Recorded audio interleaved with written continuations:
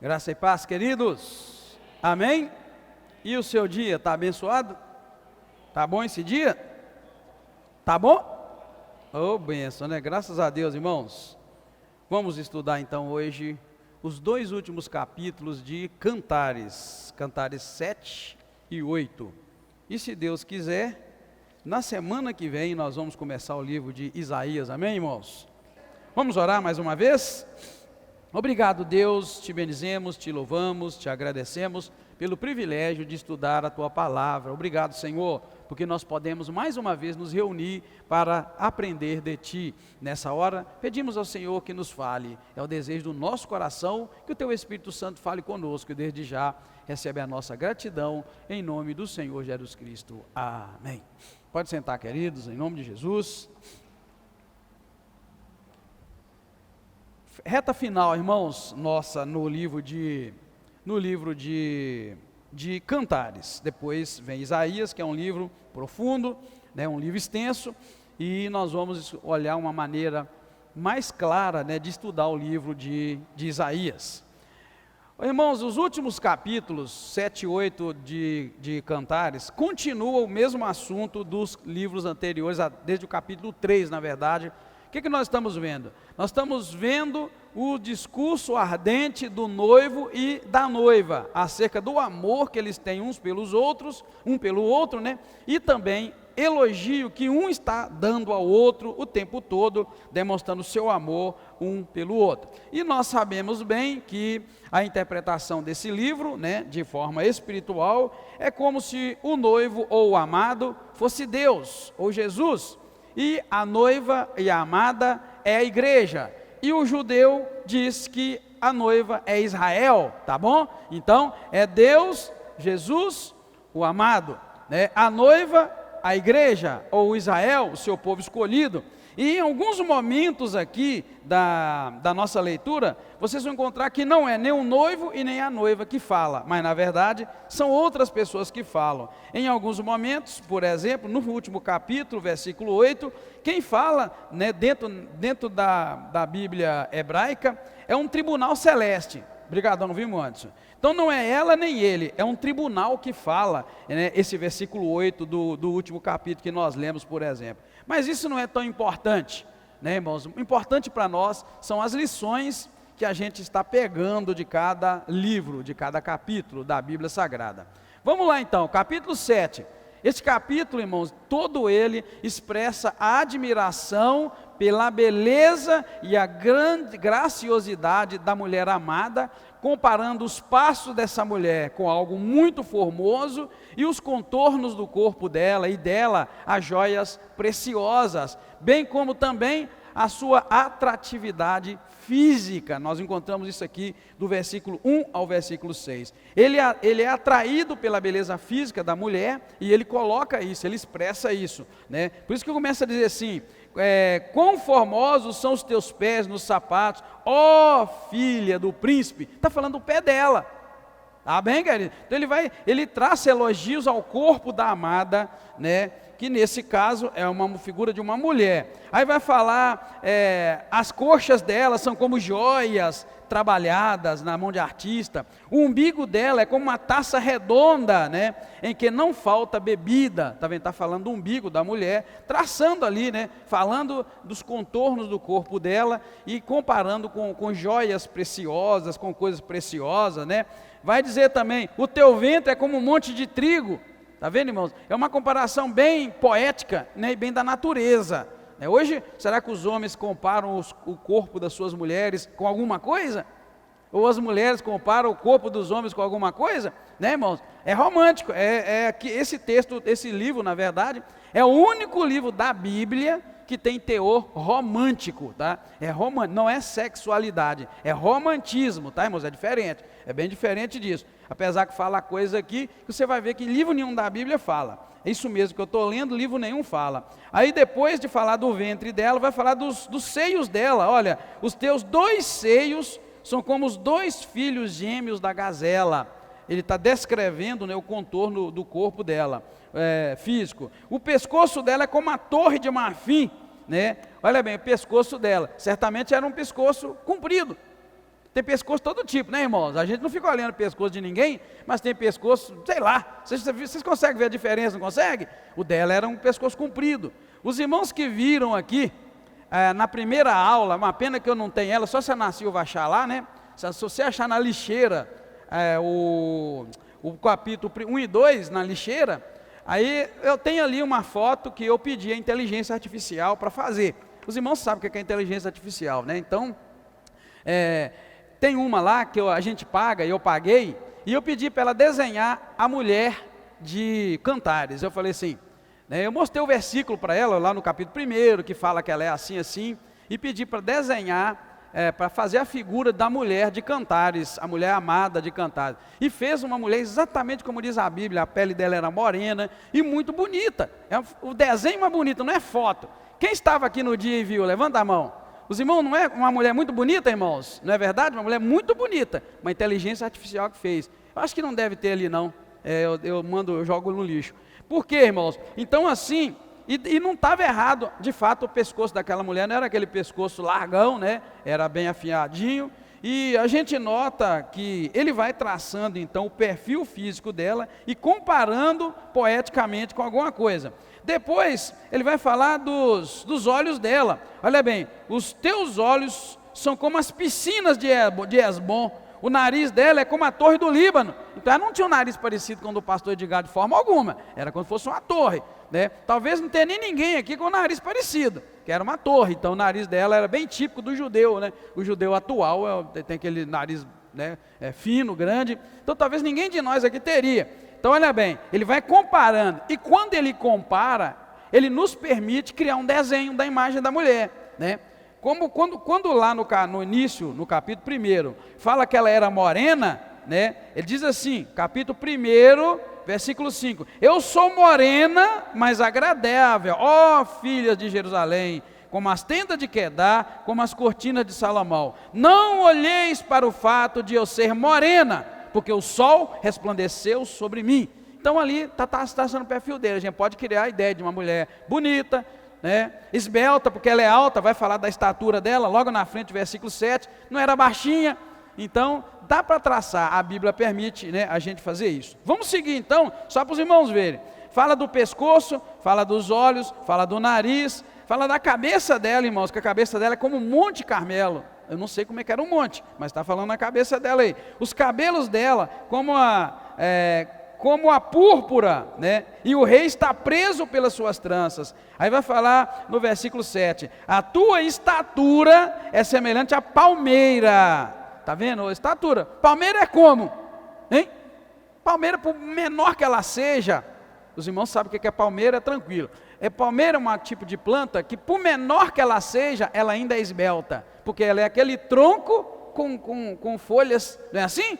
Então, você pode já imaginar como é ela. Mas então, irmãos, desses 9 primeiros versículos, ele está expressando admiração pela beleza e pela graciosidade da mulher, a amada, comparando os passos, comparando os pés, comparando o contorno do corpo dela a joias preciosas e a coisas lindas da natureza. Toda a comparação é muito linda e muito bonita, né? E a gente precisa entender que tudo isso sim fala de relacionamento conjugal, mas também fala do amor de Deus. E da mesma forma que ele ali está apresentando a beleza da amada e a admiração dele pela amada, a gente pode entender a mesma coisa com relação a Deus, que Deus também olha para a sua igreja, Deus olha para o crente, olha para a mulher crente, e tem também essa profunda admiração pelo que ele fez. O exemplo disso está lá em Gênesis, capítulo 1. A Bíblia diz que quando Deus criava todas as coisas, tudo que ele criava, ele viu que era bom. Então o próprio Deus admirou a sua criação. E se Deus admirou o que ele fez, Deus também olha para mim e olha para você e admira. Ele admira o que ele fez, tá bom, queridos? Deus nos ama com amor incondicional e admira a gente. É por isso que a insatisfação que as pessoas têm com relação ao seu corpo, relação ao seu cabelo, relação à sua voz, é uma coisa que muito entristece o coração de Deus, tá bom, irmãos? Por quê? Porque Deus acha tudo que ele fez bonito, Tudo que Deus fez, irmãos, é bonito, é bom, é padrão, né? Padrão de Deus fazer tudo bem feito e bonito. Então, quando a pessoa é insatisfeita consigo mesma, com a cor da pele, a estatura, enfim, a pessoa é insatisfeita, é preciso a pessoa começar a conhecer Deus e ver que Deus fez tudo perfeito e Ele se agrada de nós, né? Veja bem que essa mulher que nós vimos aqui em Cantares o tempo todo, eu li para você o capítulo 1 agora e o versículo 5 e 6, ela é morena. E ela está explicando por que ela é morena. Ela é morena porque ela trabalhou muito no sol e ela ficou morena. Mas ela está explicando para as pessoas, né, não se assustarem dela ser morena. Isso quer dizer que no meio de todas as mulheres da época, parece que ela era diferente. Então ela está se explicando aqui que ela é diferente. Ou seja, irmãos, tudo que Deus fez é diferente, é bonito. Já notou que Deus não fez cópia? Ninguém aqui é cópia do outro, irmão, sabia? Impressão digital de cada um é única. Você imaginou quantos habitantes tem na Terra? E quantos já morreram? E nenhum tem a impressão digital igual? Me ajuda, meu irmão. Deus te fez perfeito. Amém, querido? Deus te fez perfeito assim. E não fez cópia, né? A íris também dos olhos da gente é a mesma coisa. Ninguém tem duas. Então olha todos os bilhões de pessoas que existem nessa terra, desde Adão até hoje. Olha todos que já morreram. E Deus não repetiu a digital de nenhum, nem de ninguém. E nem repetiu a íris. Que isso quer dizer o quê? Você é único, você é única, você é perfeito, você é perfeita, bonito do teu jeito, do jeito que Deus te criou, do jeito que Deus te fez. Então, isso é uma grande lição para nós, irmãos, esses 9 primeiros versículos, que na verdade está falando da beleza do corpo daquela mulher, mas está mostrando a admiração que ele tinha por aquela mulher. E aquela mulher sabia que ela era diferente. Por isso que no capítulo 1 ela vai falar, né, da sua cor. Amém, queridos? Então são as lições que a gente pega para nós, né? E aí a gente vai vendo que ele continua, né, falando da beleza da mulher, e de repente ela fala no versículo 10. Eu sou do meu amado e ele me tem afeição. Tá vendo, irmãos? Olha, uma outra coisa bonita que tem nesse pequeno livro, que é o livro de Cantares, é que o amor entre eles é um amor muito tranquilo e muito calmo. E é um amor muito apegado, eles são muito apegados uns aos outros. Tanto que quando ela perdeu a chance de estar perto dela, ela desesperou, saiu buscando ele pela cidade. E uma outra coisa também, é um amor muito convicto. Ela tem segurança que ele a ama, e ele tem segurança que ela a ama. Diferente dos romances de hoje, que se você for ler algum, se você for assistir na televisão algum filme de romance, sempre vai girar em torno da dúvida do relacionamento, de será que me ama mesmo, será que não me ama? E muitos de nós carregam esses medos no coração. Será que o meu marido me ama? Será que a minha esposa me ama? Mas aqui o tempo todo o amor deles é algo muito pé no chão. O que eles demonstram é um anseio e uma loucura para os dois viverem juntos. Só isso, mais nada. É paixão, né? A palavra acho que é paixão, não é? Aquela coisa de querer os dois estar, tipo assim, onde ele está, eu quero estar. Ele está cuidando das ovelhas, eu quero estar. Ele está aqui, ele vai viajar, eu quero ir junto. Tanto que ele até convida ela para fazer uma viagem para ela. Ele chama, vamos comigo para o Líbano. Então, irmãos, é um amor puro, seguro. Eu diria que é um amor modelo para nós. Para a vida inteira, né? A vida toda. É um amor modelo, aquele amor que arde de vontade de estar um com o outro, né? E sempre um respeitando o outro. Tanto que no finalzinho, eu vou terminar, né, dizendo para nós o que nós aprendemos com no livro de Cantares, e aí entre elas tem isso para nós. Eles valorizavam muito um ao outro e amavam um ao outro e se declaravam dessa forma. Então, seguindo, né, vai terminar com ela, dizendo, mas acontece que os dois, né, acabam desejando desfrutar o amor um do outro, é o que vai terminar dizendo. Depois elas falam assim, vem, ó meu amado, vamos sair ao campo, aí, passemos a noite nas aldeias, olha que legal, né? Chamando o amado, né, para sair e ir ao campo e depois passar a noite na aldeia. Um passeio pela cidade, pela rua, lá na roça eles falavam assim, irmão, lá na roça quem morava lá no mato, na rua, na roça, quando vai na aldeia ou na cidade, fala que vai na rua, não é? Lá é assim também? Vamos lá na rua? Se falar que vai na rua, todo mundo sabe. Opa, está indo lá na aldeia ou na cidadezinha, onde tem comércio e tal. Então ele faz esse convite, ela faz, né? Vem, meu amado, vamos ao campo, vamos passar a noite nas aldeias, levantemos de manhã para ir nas plantações de uva, né? Venha, vamos ver florescer as videiras, né? Se abrem flor, se já brotam, né? as mandrágoras exalam perfume, e as nossas portas a toda sorte de excelentes frutas, novos e velhos, que guardei para ti, ó meu amado. Está vendo? Então ali estão expressando o desejo dos dois desfrutarem a vida juntos, andar junto, passear junto. Irmãos, é um casal apegado. A palavra é que é um casal grudento, um no outro, mas eles são felizes. Eu não sei se os irmãos entenderam isso. É um casal grudento e grudado, e muito feliz. E ele termina o livro do jeito que começou. Termina um livro, o casal grudado, apaixonado pelo outro, que se desgruda um pouquinho, já fica desesperado, e aí termina da mesma forma esse casal juntinho. É um livro lindo, irmãos, livro poético, livro romântico, livro lindo, que a gente precisa pautar o nosso amor, casado, um pelo outro, e também nós, pelo Senhor, pautar o nosso amor, por um amor desse jeito, né? um amor incondicional.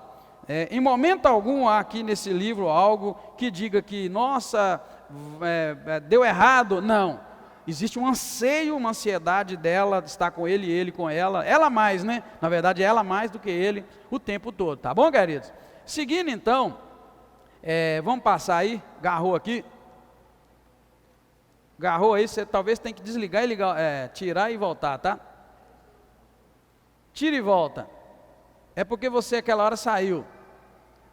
Aperta isso, agora volta. Se saiu já era, essa tecnologia hoje não é assim. Pronto, já pus lá. Capítulo 8, irmão, segue, né, o mesmo assunto, só a troca que às vezes é ela que fala, às vezes é ele que fala, às vezes é um tribunal que vai falar, enfim. O que acontece? Desejando intimidade mais profunda, ela então almeja que ele fosse como seu irmão e morasse dentro da casa dela. Quando ele diz assim, ela fala assim: ai, quem me dera que você fosse meu irmão e que te tivesse amamentado os seios da minha mãe. Quando eu te encontrasse na rua, eu te beijaria e ninguém ia falar nada, porque eles eram irmãos, viviam na mesma casa. Está entendendo, irmão? Isso aqui está dizendo o quê? É o desejo que ela tem de ter intimidade profunda com ele e não ser reprovada pelas pessoas. Tanto amor, tanta paixão, ela sabia que se beijasse ele na rua, eles iam falar mal dela. Então ela, ai, como eu queria que você fosse como meu irmão. Não que fosse o irmão dela, tem que entender direito, né? Ela está dizendo assim, ai, quem me dera que foras como meu irmão e que tivesse amamentado o seio da minha mãe, e quando eu te encontrasse na rua, você seria como aquele que está na minha casa. Não é a mesma, não se pode entender mal, é isso que ela está dizendo. Então aqui ela está expressando, irmãos, o que? Desejo de intimidade profunda, mas ela não podia ter. Mas ela cria uma situação que, se fosse como irmão dela, ela teria essa oportunidade, né? E aí ela fala, eu te levaria para a casa da minha mãe, você me ensinaria, eu te daria de beber vinho aromático, a sua mão esquerda estaria debaixo da minha cabeça e a sua direita ia me abraçar, tá vendo? Abraçando mais ou menos assim, né? E por aí vai, né? E aí ela expressando esse desejo da intimidade que ela buscava, que ela desejava ter com ele, né? Depois nós vamos ver que ela deseja que seu amor seja forte e duradouro como a morte e o ciúme são. Tá? Ela não está aí desejando e nem pensando em morte, em coisa ruim, nada disso. Não se pode interpretar mal. Ela vai dizer assim, versículo 6. Põe-me como selo sobre o teu coração, como selo sobre o teu braço. E ela fala, porque o amor é forte como a morte. Está vendo? O amor é forte como a morte. E duro como a sepultura é o ciúme. Então ela está comparando o amor aí, forte e duradouro, com a morte e como o ciúme. A morte é forte, irmãos. Quando ela chega, já era, né? Já era. Quando chega o momento da morte, ela vai vencer, não tem jeito. E a sepultura, ela coloca então aqui essa comparação, porque ela está dizendo e está expressando o desejo de ter um amor com seu amado, forte e duradouro. Então ela não está pensando ali naquele amor passageiro, aquele amor que vai, né, e volta, aquele amor inconstante, algo forte e algo passageiro. E em seguida, ela vai comparar a si mesma a um muro, e os seios dela como uma torre forte. Muro e torre forte denotam cuidado e proteção. Muro naquele tempo, hoje um muro talvez não significa muito não, né? Não, mas uma cidade murada naquela época era uma cidade protegida, não existia avião, não existia canhão, não existia míssil, não existia nada disso. Então se você cercasse a cidade de muro, e um muro bem mais alto do que a estatura de uma pessoa, quem estivesse dentro do muro estava protegido. Era uma cidade fortificada, uma cidade protegida. Então Jericó, por exemplo, é um exemplo de uma cidade em que Israel ia passar por ela, e ela era cercada de muro. Então o povo teve que parar diante do muro, porque eles não poderiam transpor aquele muro. Então o que aconteceu? Deus orientou Josué, o líder deles, como ele deveria entrar na cidade. Deveria ficar tranquilo, circular a cidade durante 7 dias, e no último dia tocaria a trombeta, eles dariam um brado e o muro ia cair. Por quê? Porque com aquele muro eles não iam conseguir. É a mesma coisa, de um paizinho pequenininho aí de algum lugar do mundo querer enfrentar os Estados Unidos hoje. Ele é uma potência, tem armas modernas, então seria a mesma coisa. Então uma cidade murada era uma cidade fortificada, era uma cidade protegida. Então quando ela compara a si mesma no versículo 10, ela fala: eu sou um muro e os meus seios como as torres, assim tornei-me aos olhos dele como aquela que traz prazer. Ou seja, o que quer dizer? Quem vivia dentro de uma cidade murada tinha prazer e tranquilidade e segurança. Quem vivia fora, bem, eu estou falando aqui, irmãos, de uma cidade murada era proteção, mas eu quero deixar claro que naquele tempo o muro não era proteção apenas contra inimigos que iam para a guerra, era também contra animais, tá? Animais, toda sorte de animais violentos e mortíferos era proteção, tá? Os irmãos, talvez alguns não sabem o que é perigo de animal. Mas a nossa região, por exemplo, há poucos anos atrás, há 70 anos atrás, 80, Ipatinga tem quantos anos? Quem sabe a idade de Ipatinga, hein?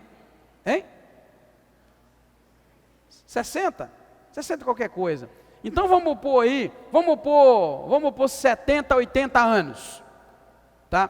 Há 80 anos atrás, essa região nossa toda aqui, irmãos, tinha fera, mas fera mesmo. Eu conheci um senhor, faleceu com pouco mais de 100 anos, lá em Peradorada. Eu fui no aniversário de 100 anos dele, ele quis um culto, me chamou, fiz o culto. Eu até brinquei, dei um abraço nele, cheirei, falei assim: deixa eu cheirar um homem de 100 anos. Eu nunca senti o cheiro de quem viveu 100 anos. E aí, esse irmão me contou a história dele. Quando iam formar essa região, ia formar a Cesita, ele saiu de lá da região dele, de Peradorada, e veio trabalhar aqui. E ele era homem de roça, lá era matagal puro, como aqui também era. E ele não conseguiu viver aqui em Timóteo de tanta fera, animal, que ia na cabana onde eles viviam. Um homem de roça não aguentou. E você sabe, você deve saber, que a Mata do Parque está pertinho de Timóteo. E que a Mata do Parque é o maior bloco de mata atlântica fora do litoral. Longe do mar é o maior bloco que tem. Se você quer visitar e fazer passeio turístico, vai visitar o Parque do Rio Doce, a Mata do Parque. É o maior bloco de floresta, de mata, intocável, fora do mar Atlântico, longe do Oceano Atlântico. Então nós temos aí uma riqueza tremenda no Brasil inteiro, não tem outro bloco como aquele fora do mar. Por quê? Porque eles vieram destruindo as matas do litoral para o fundo, e chegou aqui e ficou aquele pedaço ali, tá entendendo, irmãos? Então vai fazer uma visitinha aí, tá? Qualquer dia, você vai ver que é cultura. Então para você ter uma ideia, o cara há 80 anos atrás fugiu dali porque tinha bicho feroz que ia tentar comer eles ali, matá-los, dentro de onde é hoje Timóteo. Nós estamos falando de 80 anos, 90 talvez, Eu acho que deve ser mais ou menos isso, porque se ele morreu com 102 anos, tem uns 100 anos, tem uns 3 anos que ele morreu, ele não veio tão novo. Por que eu estou dizendo isso? Para os irmãos entenderem que quando ela compara a si mesma como um muro, está falando também de proteção, não só contra inimigos, contra feras. E aí ela está falando o quê? De cuidado, de proteção ao amor dela, que ela tinha por ele e que ele também tinha por ela.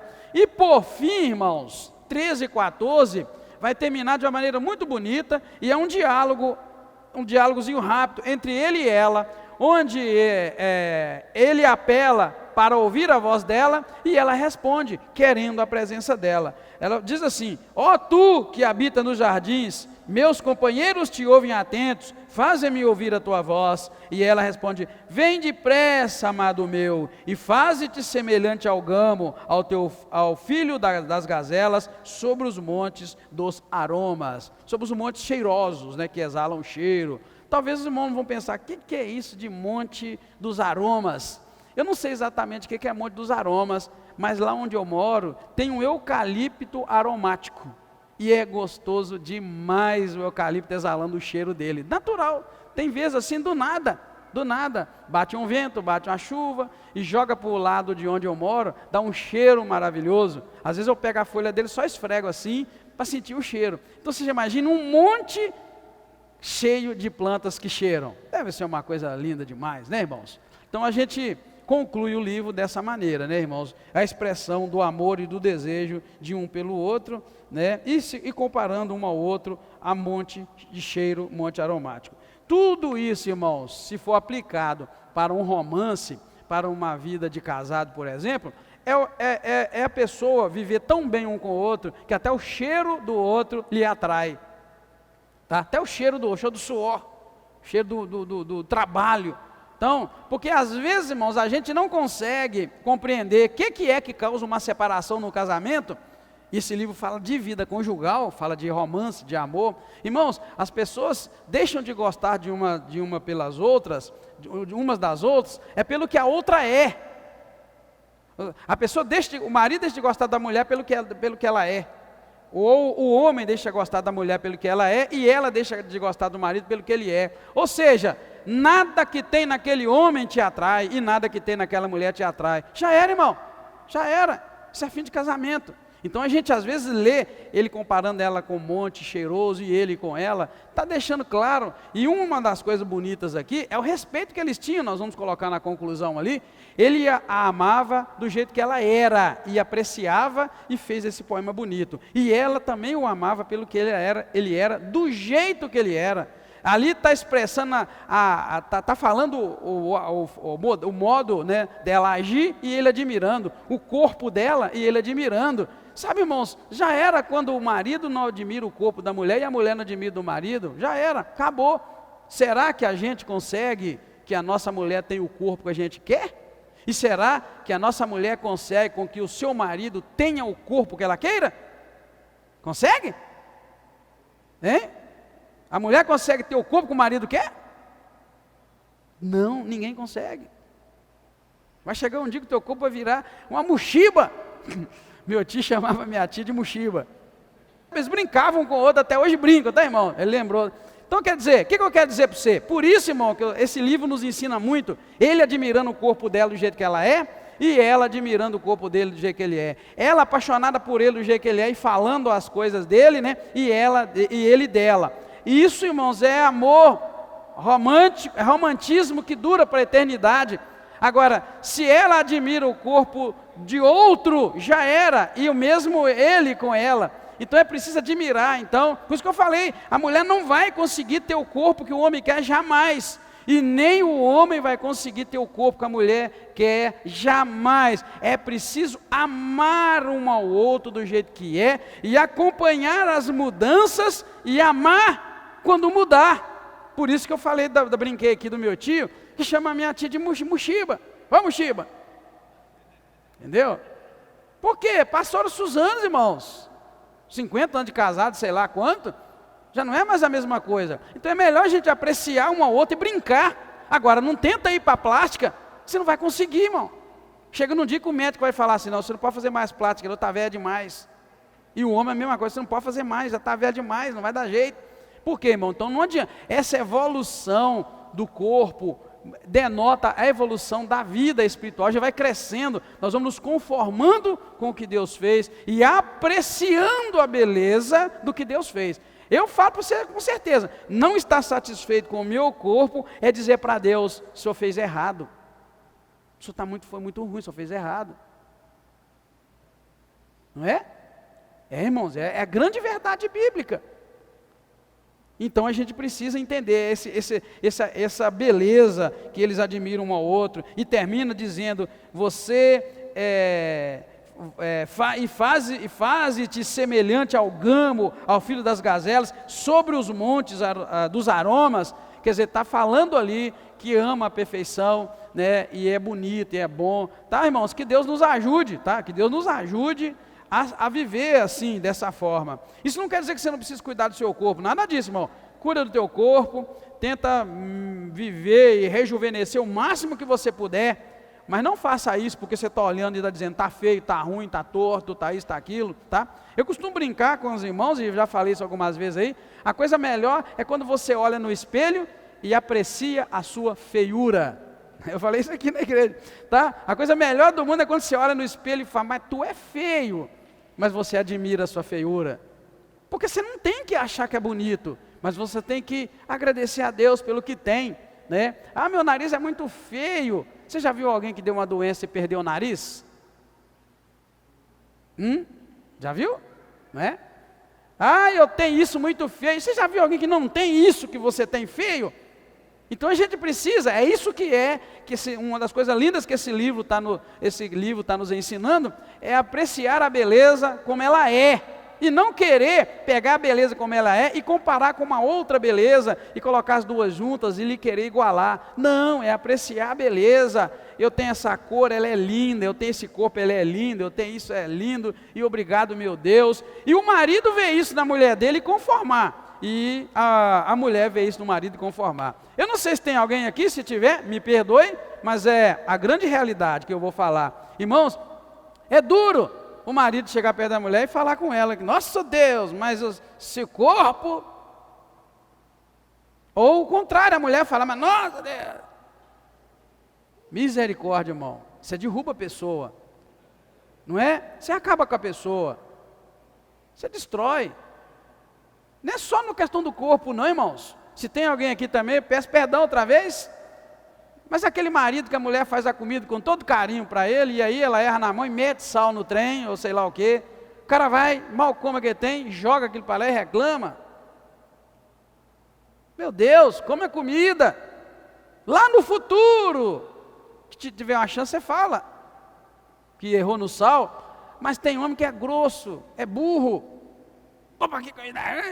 Não, rapaz, vamos com calma. Ou talvez a mulher também, né? Talvez o marido vai lá, compra aquele presente para ela, aquela rosa bonita, aquele, como é que fala lá? Aquele buquê. Aí ele não podia comprar um buquê muito caro, ele pega aquele mais baratinho, né?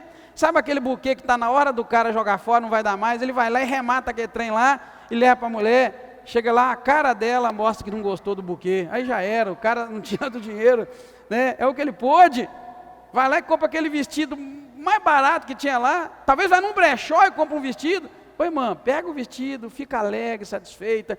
Não é bem isso que eu quero dizer, mas é para os irmãos notarem que é preciso fazer um exercício aí, irmãos, para amar o outro como é, e amar o que tem no momento, e um ao outro ali, para a gente conviver bem, porque às vezes a gente agride o outro, a gente machuca, a gente fere, a gente dá pancada, e depois lá na frente fica reclamando: por que o meu relacionamento chegou no ponto que está, né, irmãos? Porque às vezes a gente não consegue controlar as nossas emoções, e a gente expressa para o outro, e o outro fica encurralado, porque se a pessoa olha para o corpo e fala: misericórdia, não tem jeito, como é que eu vou voltar, não tem jeito, não dá para melhorar, como é que vai se sentir?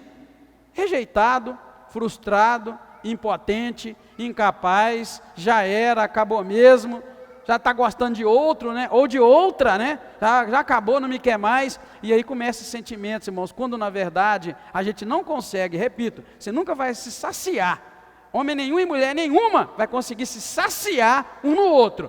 A gente consegue nos saciar naquele que está lá em cima, em Deus, amém, queridos? É nele. A gente frustra quando a gente pensa: eu vou ser feliz porque eu lá com a minha mulher e ela comigo. Não, você vai ser feliz e vai se saciar em Deus.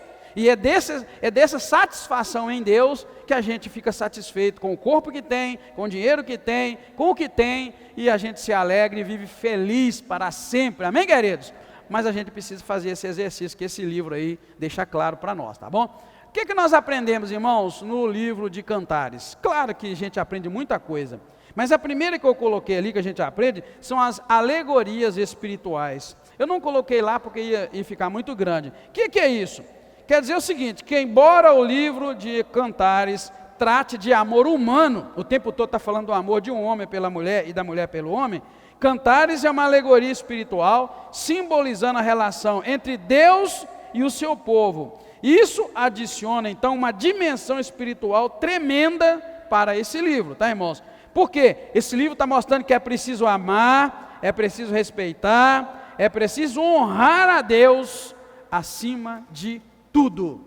Porque se o amor dessa amada é pelo amado, e o amado é Deus, ou Jesus, né? E a amada é a igreja, você precisa amar a Deus dessa forma. Amar, respeitar, honrar, e estar grudado com Ele, apegado, apaixonado, acima de tudo. Porque é a expressão espiritual desse livro, tá, irmãos?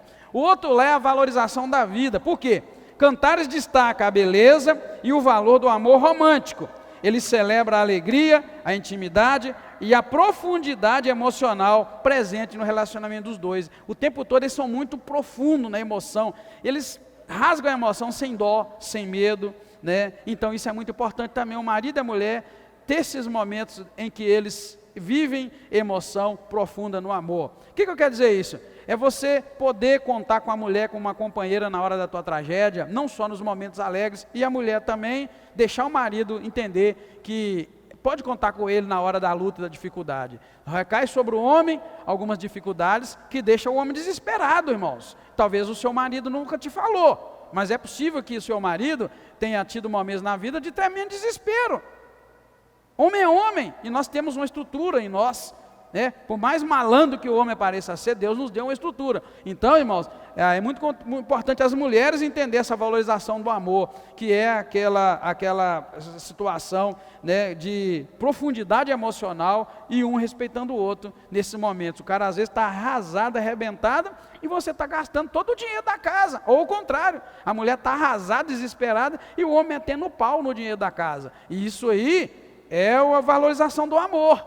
Tipo, eu não posso exigir do meu amado além do que ele pode me dar. Ou eu não posso exigir da minha amada além do que ela pode me dar. Isso é valorizar o amor. Por quê, irmãos? Será que a gente deixa de amar quando perde o emprego? O verdadeiro amor não vai deixar. Então é preciso chorar junto com o marido quando perdeu o emprego, não é assim? Não é? Ou a saúde? Será que a gente vai amar só quando tem saúde? E quando ela adoece ou ele adoece, nós vamos deixar de amar? Por isso que eu falei valorização do amor, porque o amor verdadeiro, bíblico e santo é aquele que está do teu lado, mesmo na hora que você não pode retribuir com amor. Tem momentos que o nosso cônjuge não vai retribuir com amor, vai retribuir com a patada. Porque está todo arrebentado, todo machucado, vai ter que dar patada em alguém. Vai dar patada em quem? Né? Se a minha esposa tiver que dar uma pancada em alguém, vai dar em quem? Mesma coisa ser esposo. Está entendendo, irmão, o que é a valorização do amor? É aquele amor de Cristo. Se bater desse lado, você dá o outro. Chamar para andar uma milha, vai duas. É essa a valorização do amor. É você estar ali para apanhar também. Desabafar. Não estou falando para ninguém bater em ninguém. Não entenda mal não, tá, irmão? Não entenda mal, não estou mandando marido nenhum bater em mulher, nem mulher bater o marido. Estou falando quando você está no momento trágico, desesperado, você precisa de uma pessoa que te ama para poder estar ali do teu lado naquela hora, né? A gente não deixa de amar, eu quero dizer que você não deixa de amar, e nem deve, nem pode, na hora que o outro perde o emprego, perde a saúde, está desesperado, está doido por aí. Por quê? Porque é o amor verdadeiro, isso é valorizar o amor. Quem só, o marido e mulher, que esse texto é muito voltado para isso, quem só está do lado do outro nos bons momentos, eu quero dizer, isso não é amor. Isso é qualquer coisa, menos amor, porque amor é isso. É por isso que a Bíblia vai dizer que há amigos que são mais chegados do que irmão. Porque tem amigo que ama e está ali incondicionalmente. Agora tem irmão dentro de casa, só está no bem bom, na hora boa, tá, irmãos? Vamos passar, porque tem mais ainda, né? Agora, quando eu falar da dignidade e respeito, por quê? Porque o livro aborda o tema do respeito mútuo entre o amado e a amada. Ambos são representados como iguais e mostram respeito um pelo outro. Se você for notar ali, irmãos, se a gente não ler com cuidado, e nem se a Bíblia sua tivesse escrito lá, ele, ela, e talvez aí uma outra coisa quando outros vão falar, você nem ia notar, porque os dois são tratados com muita igualdade, irmãos, o mesmo amor que ela tem é demonstrado e ele também. Então isso é dignidade, isso é respeito, quando a gente consegue respeitar o outro pelo que é, né? Isso é dignidade. Intimidade e companheirismo, o livro de Cantares vai enfatizar a importância da intimidade e do companheirismo no relacionamento, né? Os versículos retratam a alegria de compartilhar a vida, a jornada com alguém que é amado. Eles têm prazer de estar juntos, como nós vimos no finalzinho aqui. Outra coisa é persistência e durabilidade do amor. Outra lição que a gente aprende é aquele amor persistente e durável. Foi o que nós lemos agora no final, né? A metáfora do amor como fogo, tão forte quanto a morte, e resistente como a sepultura, como nós vimos ali, ressalta a ideia de que o verdadeiro amor é duradouro e resistente às adversidades. O verdadeiro amor, como eu disse, não vai acabar quando acabar o dinheiro, não vai acabar quando acabar a saúde, ele vai continuar, né? Mas isso se for o verdadeiro amor, né, irmão? Vamos ser sinceros, né? Agora, o cuidado e proteção do relacionamento, a gente vê, quando vê lá a imagem da vinha, e a preocupação de Salomão por ela destaca a importância de cuidar e de proteger o relacionamento. Isso sugere a necessidade de investir tempo e esforço na prevenção do amor. Quando ele vai falar da vinha, a vinha bem cuidada e tal, produzindo e florida, está falando de cuidado e proteção no relacionamento. E eu marco isso aqui, olha, essa parte sugere que é necessário investir tempo e esforço na preservação do amor. Assim como quem planta um pomar, tem que cuidar para preservar o pomar. O amor é a mesma coisa, você tem que preservar o amor. Por isso que eu quero te dizer, um relacionamento que só dá xingamento, pancada, palavras duras, está fadado a acabar. É a mesma coisa do pomar que você planta lá, você colhe muito dele, e depois você resolve deixar ele para lá. Vai acabar, irmãos. Aquele pomar vai acabar. E eu vou ser sincero, depois de você levar tanto xingamento, tanta pancada, tanta palavra pesada, será que é possível ainda nascer amor de um coração desse? É possível, se Deus operar um milagre. Por isso que esse texto é importante para a vida conjugal, né? Se você só cobra, chega num ponto, será que esse amor vai ainda persistir? Muitas vezes a mulher amada faz aquilo que o marido insiste por fazer, porque ela não tem mais prazer. Então esse texto aqui vai falar e deixar para nós, sugerindo a necessidade de investir tempo e esforço para preservar o amor. E depois a valorização da individualidade. Por quê? Porque nesse livro todo a gente reconhece a individualidade de cada um, e cada um é apreciado pelo que é, como eu já falei, e essa aceitação mútua é festejada, é celebrada, ele recebendo ela como ela é, elogiando, e ela também com ele, né? E por fim, irmãos, a importância do apoio comunitário, tá? Você viu aí que por várias vezes ela falou, filhas de Jerusalém, né? Ela pede ajuda, se vocês viram o meu amado em algum lugar, me avisa. Então você vê que ela, em vários momentos, ela recorre à comunidade, às pessoas, para que elas pudessem ajudar ela a encontrar o amado e ela ficar junto com ele. Então aqui, a menção aos amigos que estão atentos à voz da amada, destaca a importância do apoio comunitário em relacionamentos. Aí a comunidade, irmãos, a gente quer dizer que poderia ser a igreja, amigos, familiares, né? Mas precisa desse apoio. A comunidade pode desempenhar um papel crucial na preservação e no fortalecimento dos laços amorosos, né? Tem gente que casa e esquece que tem família, que tem relacionamento. Querido, nunca esqueça disso, tá? Você construiu sua família, mas se você tem pai, você tem mãe, você tem amigos, mantenha a sua convivência com os amigos. Tem momentos que a gente precisa do apoio da comunidade, do socorro dos outros lá de fora. E nessas horas eles vão fazer muita falta. Amém, queridos?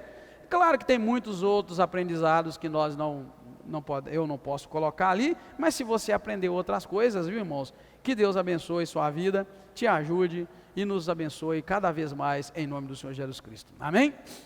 Muito obrigado, Deus, te louvamos, te agradecemos, te bendizemos pela tua bondade, pela tua graça e pedimos ao Senhor que nos aplique a palavra ao nosso coração.